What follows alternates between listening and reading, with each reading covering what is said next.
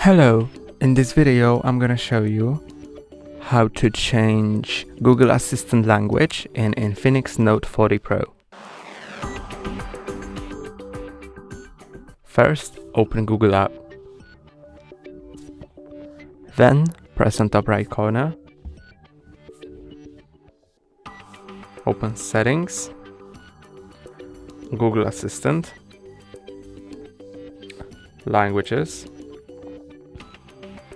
And now you can set 2 languages for your Google Assistant.